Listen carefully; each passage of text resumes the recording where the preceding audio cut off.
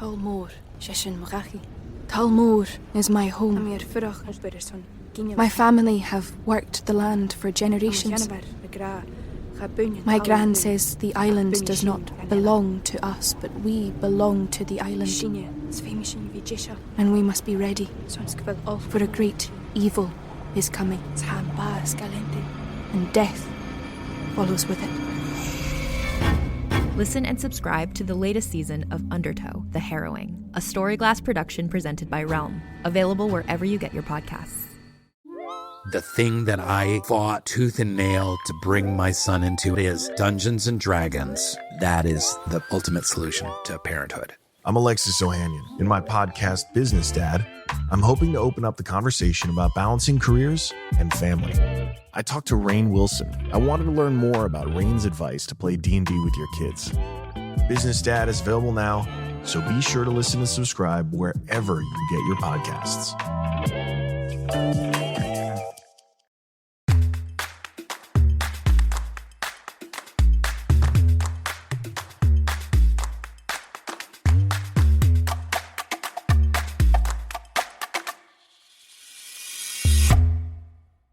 Hello, world, and welcome back to another episode of Thanks for Coming In. I'm your host, Jillian Clare. I'm very excited for today's episode of Thanks for Coming In. If you have opened Netflix in the past week, you have seen a film right there when you open it called Fear Street 1994, which is based off of the books from R.L. Stine. And of course, there's two more films coming, 1978 and 1666. It's really crazy that they did all of these films back to back to back. It's really cool the way it was done. And I'm going to talk about it today with my guest, Julia Rehwald. She plays Kate in 1994, and she's in 1666. Super, super cool movies. If you haven't watched them yet and you like classic horror films like Scream and I Know What You Did Last Summer, then you need to tune into this movie. I flippin' loved it. I thought it was just a blast. I had a great time talking to Julia about the making of these films and about her life as an actor. So here's my conversation with Julia Rehwald. Welcome to the show, Julia. Hi, thank you for having me. Thanks for coming on. I watched Fear Street 1994 the other day, and I freaking loved it. Yay! It was so fun. It's like, it was the classic, it felt like Scream and I Know What You Did Last Summer. It really felt like that classic 90s horror film. Yeah, definitely. I think out of the like classic horror movies, those are the two that I think it really takes energy from. It's so cool, and it's interesting that now there's going to be two more films, and the different dynamics of, you know, different times and time zones and time periods. What was it like to film these three different films? Yeah, it was kind of a crazy process. So I guess we started with 1994 first. So we flew out to Atlanta and did all the 90s stuff. And then when we were done with the 90s, we actually did 1666 next.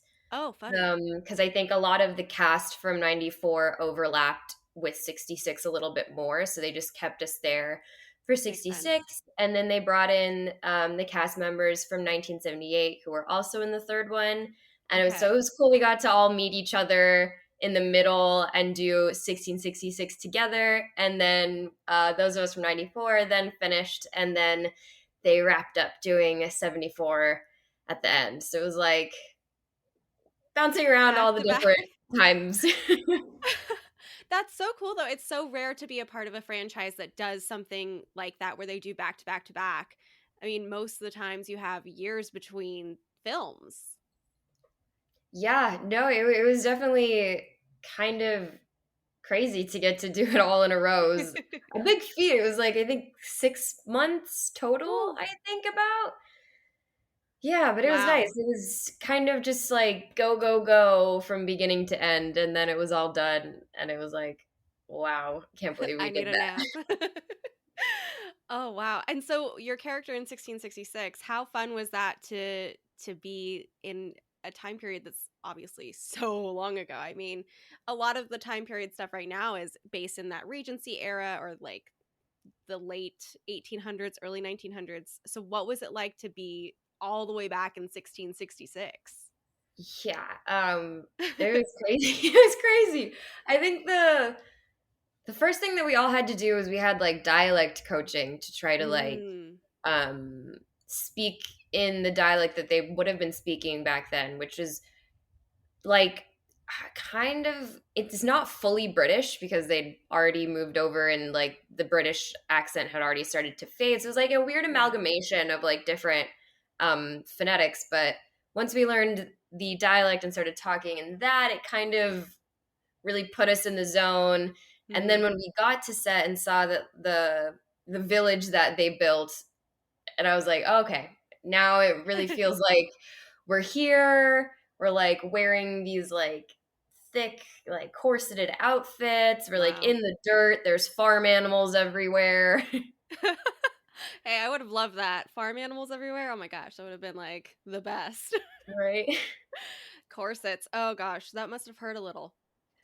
Yeah, it was I was excited because I was like, you know what, if we're gonna do a 1600s thing, like I kind of want my outfit to be as far away from what I wear as possible so I can like physically feel like I'm in it.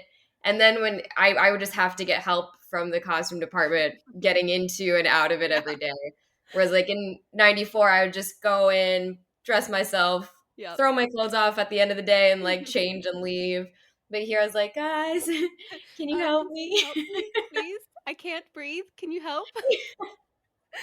Wow. Well, obviously the first one was a huge hit, and I'm sure the next ones will be too. But what got you started in this industry? I mean, what was it that made you say, I want to be an actor? I mean, it's such like a, as actors, it's such like a commitment, right? To say I'm going to be an actor and then also follow through with it, which is something that a lot of people have a hard time doing.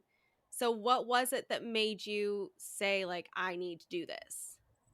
Yeah. Oh, yeah. That. Let's see. So I guess I'd been acting my whole life. Like as a kid, it was my hobby. It was like musical theater and like whatnot. But I was also like super academic in school, and I come from like a family where like my dad's like a computer programmer and my mom is an attorney.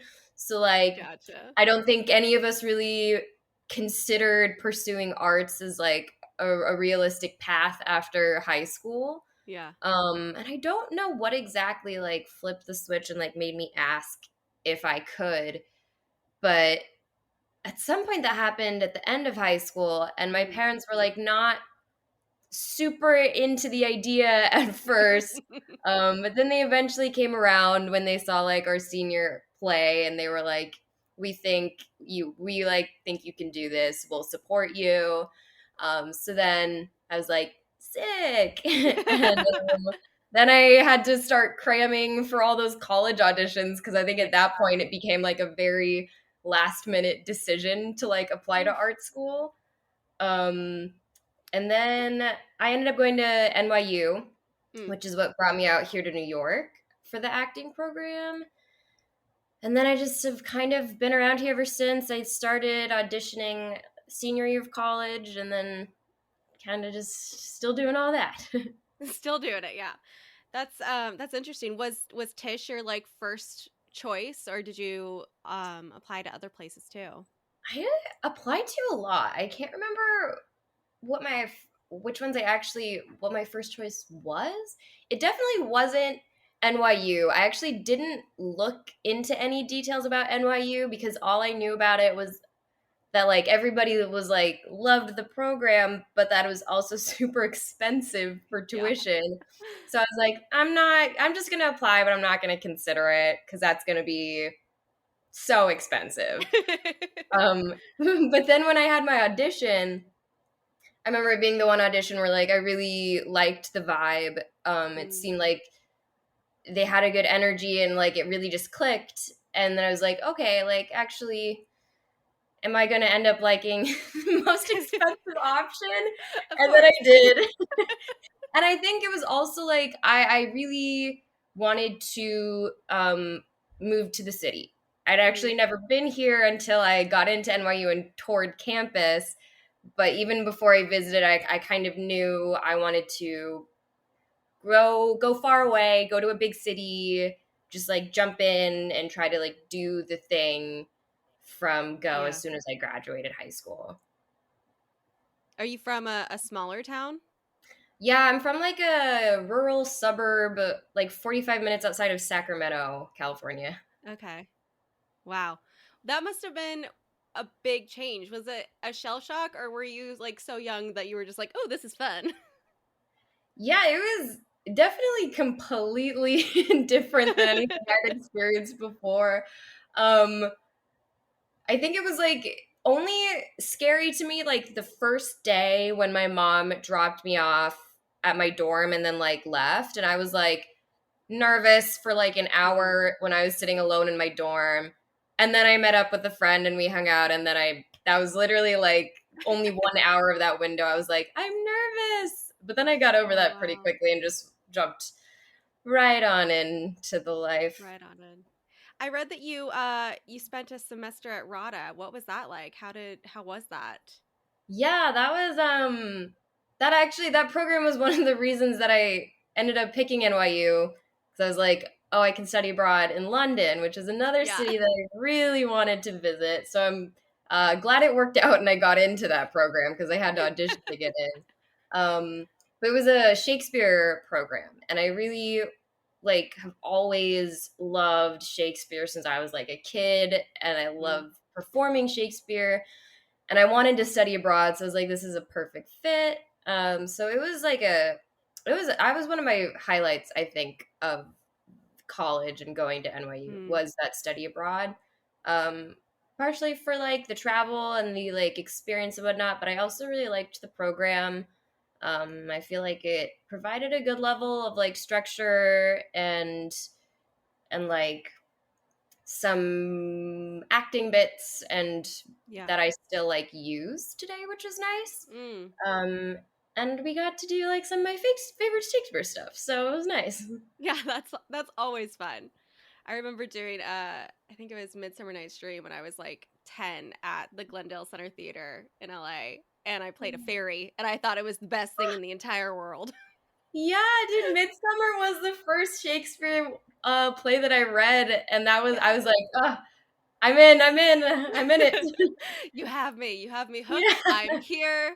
I feel like Shakespeare is also one of those things that like if you read it as a young child, it's one of those things that makes you want to be an actor. Like you're just like, "Oh, this is interesting. This is new. I like this."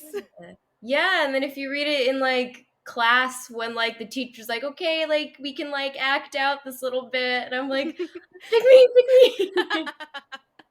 Wow. So, okay, you finish college at Tisch, and then how long until you start auditioning? Is it immediate? Do you get representation immediately? What was the transition for you? When was it? I think that was junior year. I found representation through one of like the showcase things we did at school. So I started auditioning like end of junior year, I think, and all of senior year. It was mostly commercial auditions to begin with, which was kind of like a nice transition in because they're more low key. And then so my first job was an IKEA commercial. Amazing. Which was yeah, just the classic like tidying up the room and whatnot. And then yes, that's where I started auditioning in college, which was nice because it kind of made the post-grad transition like a little less scary. Like it didn't feel like I was done with school and now I just had to figure it all out. I kind of like was starting to get a feel for what it was going to be like while I was still in school. Yeah, it is nice. It's interesting. I didn't go to college when I was supposed to go to college. I'm actually in college now, which is hysterical. Another story. But I always find it interesting when I talk to actors who did start auditioning in college, because I feel like it's such a difficult thing to do, especially in acting colleges where the hours are usually super intense. What was that balance like for you? I feel like that's something really really important to talk about, especially for the young actors listening to the podcast. True. I think I luckily had it a little bit easy because I started planning like my academic schedule. So like NYU's program is a little different where you have to do like academic classes on top of the acting program. But I had chosen to get rid of all my last academic classes summer school before senior year. Oh. And I had some AP credits from high school that helped me finish up early too. So I actually graduated a semester early. Wow. So I finished up in December instead of like May. Mm-hmm. And then that fall semester senior year, which was my last semester before I graduated, I was only like a part-time student. So I was only doing my acting classes, which I think was like 3 days a week. Okay. So which is not the normal case. No. I was just lucky that it worked out for me. So I tried to really like slowly work my way out of the structure of college. Yeah. So I had a lot of time to start having like a part-time job and also audition. But my teachers also luckily were really understanding. And if like I had to leave class to go to an audition, I would just have to give them a heads up beforehand. Because I think I was at the film and TV acting studio at that semester. And so they were like, look, this is what we're training you for, is to like go out and audition and get jobs. So like, if that's what you're leaving class for, I'm not going to say no to that, because that would just defeat the purpose. Yeah. Very counterproductive. So they were really accommodating. Yeah. That's good. It's good to hear that, especially in schools, because I know there are schools out there that would be like, you can't leave for this. So it's nice to hear that NYU has that flexibility for actors. So when did Fear Street come along? How long after college did that journey start? Yes. Okay, let's see. So I was class of 2018. Okay. And then I had a self-tape audition for Fear Street December of 2018. Wow. And then it was, I think, it was like I didn't hear back for a while, so I wasn't sure. I was like, okay, like usually if I have an audition, I don't hear back for like 2 weeks. I'm like, okay, whatever, it's done. Right. Cross that one off the list. Yeah, right. Then I got an email, I think in like late January, that like Lee, our director, was going to come to New York and have a director session with like the New York people that she wanted to see. Oh, wow. And then we had an audition, or a callback, I guess it was, with Lee and Carmen Cuba, the casting director. And then they emailed me the next day that I got it. Wow. That's so quick. Yeah, I was like not expecting. I was like, oh, it's going to be like a grueling process. Yeah. But it was like so quick. But I did know Lee before. Okay. So now I have to get my timeline straight. Fall of 2018, I shot a pilot with Lee. And we both ended up not like continuing with the show when it got picked up.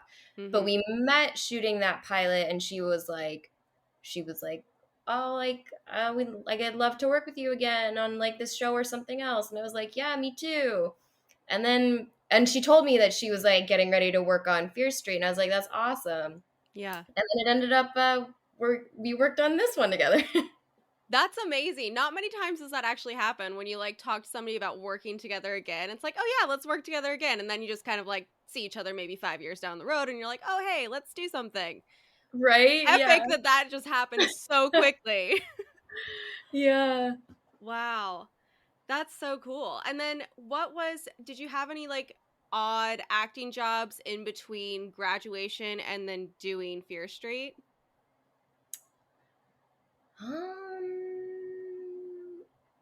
Graduation and Fear Street. I think I might have had like another commercial or two. Mm-hmm.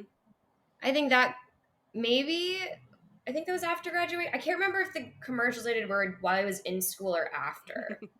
But there was like a couple like small ones. Yeah. That I was like, sure. I was like, I could use the money to help pay New York rent. Yes, please. Yes, please. I need that now. Yeah, and then the pilot that I did with Lee was actually the first like non-commercial job that I booked. But then it doesn't feel like a real thing because I never got to see it. And I was a really small part in it too. So I was like, oh, so it really was like Fear Street was the first project that I actually feel like was mine. Right. That's epic. So on this show, we like to share audition stories that have either gone awry or happy ones with happy endings or sad ones. Do you have any audition stories that you'd like to share with the listeners? Oh, probably. Yeah. Oh, yeah. Okay. I like didn't think about this beforehand, but then as soon as you said that, I was like, oh, this is an easy story. Like the easy, like worst audition I've had ever was like a callback, actually, which I don't know how I even got a callback for it. But in college, like my first audition after I met my first agent was like for Hamilton. Oh my gosh. And it was for Eliza and the youngest sister. Peggy, yes. And I like grew up doing musical theater, and like I guess I would say like I have a good, like I can sing, but I hadn't sung actively since like freshman year of college. I took one musical theater class. So like I had not sung in years. And then this callback was like, it was like all like all the high note riffs, all the like very vocally demanding songs for these characters. And I had 3 songs that I had to do. And I think me and the casting director both knew like halfway through the first song that it just wasn't gonna happen. We both knew what was going on. I was like, I can't hit half of these notes. But I sadly had to make him sit through the next 2 songs. And I was like, we can just stop now. But I just was like, well, let's just do it. And then I was like, thank you so much for letting me sing really badly in front of you for the past 10 minutes. I'll see myself out now. And that was my first like audition ever. And I was like, I think maybe I'm gonna go back to focusing on film and TV for the moment. Oh God. No. That like physically hurts me. Right. Oh, I think I like went to some like pub in Times Square after. I was like, I need a drink. But it's like a funny story now. I'm like, yes, I embarrassed myself very badly in front of the casting team for Hamilton, but you know what? It's fun. Hey, at least you committed to it. You like stayed with it. You were like, I'm going to do all these songs. I'm going to commit to the embarrassment. Thank you very much. Yes, exactly. Oh gosh, that's a good one. I really like that one. Thank you. So what's next for you? What's on the table? I'm actually not sure at the moment. I have nothing lined up as of now. I'm still auditioning, and then I have a few scripts that I like need to read through and like see what I want to do. But right now, it all seems like who knows? Could be anything. I'm hoping for something. Yeah. I would love to have something lined up coming up. Fingers crossed. Fingers crossed. What's like the dream role for you? Let's I mean, kind of going back to early, one dream of mine is to like start doing like good Shakespeare film adaptations. Because I feel like we don't have a whole lot of Shakespeare on film that's good. Right. And I would love to like do some of that someday. I also love romantic comedies. Like I'm a Fred, who's Simon in the movie, and I were both like romantic comedy junkies. And I think it would just be so fun to do like something that has like kind of like the Nancy Meyers vibe, the When Harry Met Sally vibe, you know, like those kinds. I would love that.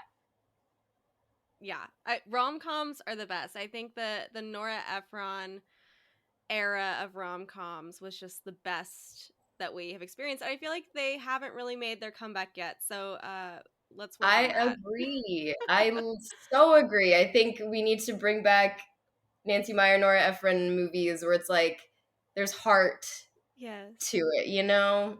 Oh, I like that. Where can people follow you on social media to keep up with all of your things? Yeah, my Instagram is JulieB_Maria. And then, yeah, that's kind of where the only one that I really use for social media. Hey, that's good. Using too many of them is just, it's a lot. I don't know how people do all of them constantly. Like I see that they're posting on TikTok, Twitter, Facebook, Instagram, like every day. And I'm like, how do you function? Couldn't be me. Instagram's already overwhelming enough on its own. I feel you. Well, thank you so much for coming on the show. I'm so excited to see 1666 and how this trilogy wraps up. And I'm excited to see what you do in the future. I think you have a great career ahead of you. Thank you. Thank you so much. Thanks again to Julia for coming on the show and talking with me. If you haven't watched Fear Street 1994, it's on Netflix now. The next one, 1978, drops tomorrow, and 1666 comes out July 16th. I know that I will probably be staying up till midnight to watch both of these new films. I just think that they're so fun. I love a good, fun horror movie. And Julia's great in 1994, and I cannot wait to see her performance in 1666. If you haven't yet, make sure to follow the show on social media. We post really fun IGTVs every Friday from these episodes, so check that out and tune in next week for my conversation with Jacob Hopkins. And until then, have a great day, and as always, thanks for coming in.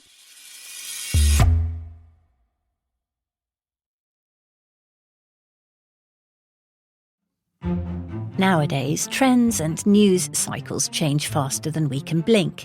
But there are some things that withstand the test of time. And if you're looking for a connection to something timeless, and maybe also a glimpse of life at a slower pace, I believe everyone can relate to the very human experiences explored in Jane Austen's novels. And that's where I come in. My name is Alison Larkin. I'm a writer, comedian, and narrator and host of the Jane Austen podcast with Alison Larkin. I spent a lot of my childhood in the part of England where Jane Austen lived and wrote, and now that I live in the States, nothing gives me a sense of homecoming quite like narrating her books. On this show, you'll listen to award-winning narration. I'll give myself a pat on the back for that. As well as conversations with actors, writers, and other fascinating people who all share a passionate love for Jane Austen. So please, join me as we embark on a wonderful journey through Jane Austen's work. Be sure to listen and subscribe to the Jane Austen podcast with Alison Larkin, wherever you get your podcasts.